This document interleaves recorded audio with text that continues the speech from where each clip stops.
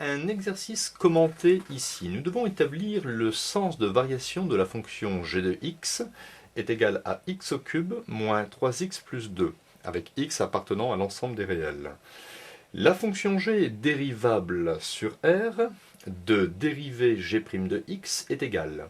La dérivée de x cube, c'est 3x carré. La dérivée de x, c'est 1. Donc ici, moins 3 fois 1, j'obtiens moins 3. Et la dérivée d'une constante fait 0. Ici, je factorise par 3. 3 facteurs de x carré moins 1. Et j'ai mis 1 au carré. Pourquoi? Car si je redéveloppe, 3x carré et 3 fois moins 1 me donne moins 3. Et je sais ici que a carré moins b carré me donne a plus b, facteur de a moins b. Donc x carré moins 1 au carré me donne x plus 1, facteur de x moins 1.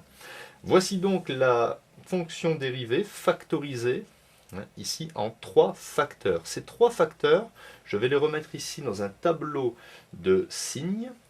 3 x plus 1 et x moins 1, tableau de signes de la dérivée et tableau des variations de la fonction g. Nous allons établir que x plus 1 s'annule en moins 1. Donc en moins 1, je tire un trait et je mets un 0 ici. Si vous remplacez moins 1 dans x plus 1, moins 1 plus 1, ça fait 0. X moins 1 s'annule en 1, je tire un trait et je mets un 0. Ici, pour la dérivée, j'ai mis 0 et 0. Pourquoi? Car si je remplace dans la dérivée x par moins 1 ou 1, j'obtiens 0. Ainsi, pour établir le signe, nous voyons ici que 3 est un nombre positif, donc plus, plus, plus, quel que soit x appartenant à l'ensemble des réels. X plus 1 sera négatif avant moins 1 et positif après moins 1.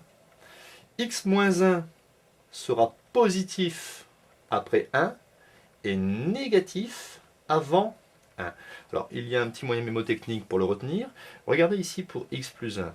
X plus 1, c'est une fonction affine de pente petit 1. Petit 1, c'est le coefficient de x. Et bien, quand la pente est positive, ici, vous allez mettre des plus à droite du 0, seulement pour les fonctions affines, et forcément des moins à gauche du 0.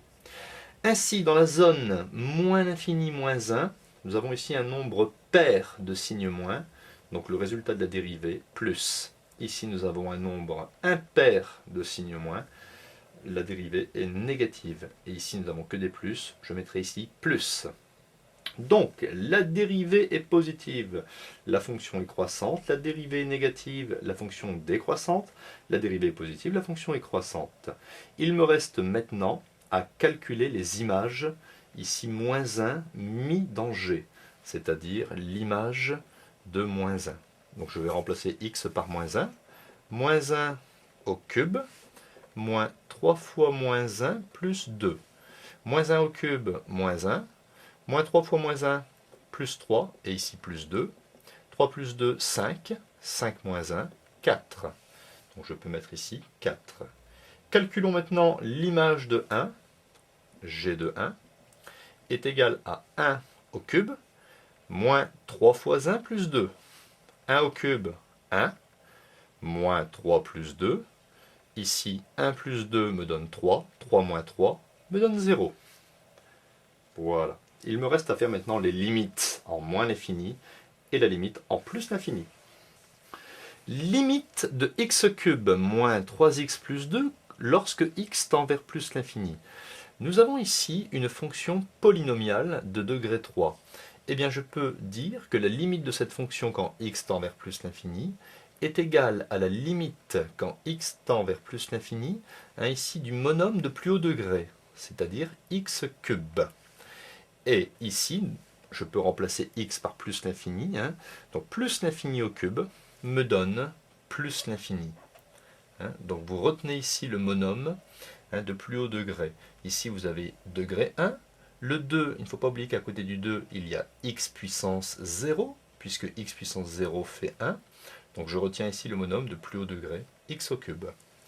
Donc la limite de la fonction g en plus l'infini me donne plus l'infini.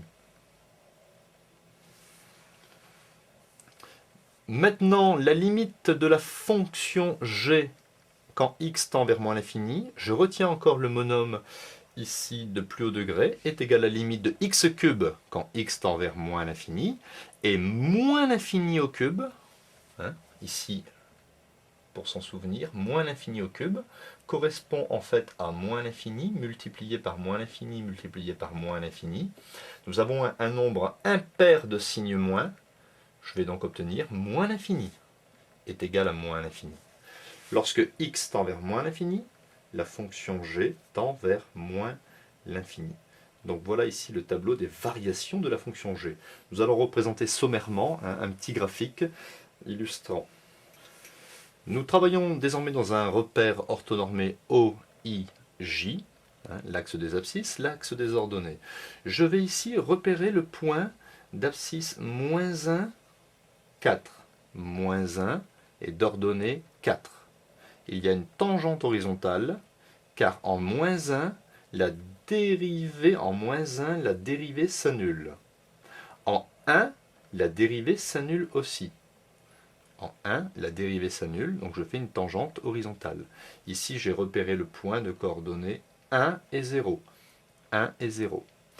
Donc, je peux avoir besoin de l'image de 0. L'image de 0, 0 au cube 0, moins 3 fois 0, 0, plus 2. Donc je sais que la courbe passera ici par le point de coordonnées 0, 2. Donc la fonction croît depuis moins l'infini, ici atteint ici un sommet, passe par 2, décroît et ensuite croît. Donc pour avoir ici une courbe de meilleur tracé, il faudrait faire un tableau de valeurs avec par exemple x égale 2, x égale 3, x égale 4 et calculer les images f, ici c'est g, g de 2, g de 3, g de 4 et par exemple ici prendre x égale moins 1, x égale moins 2, moins 3, moins 4 et calculer les images g de moins 2, g de moins 3 pour avoir une courbe un peu plus précise. Et ce qui est important, c'est déjà d'avoir ici les points, ce point-ci et ce point-ci, où les dérivées s'annulent.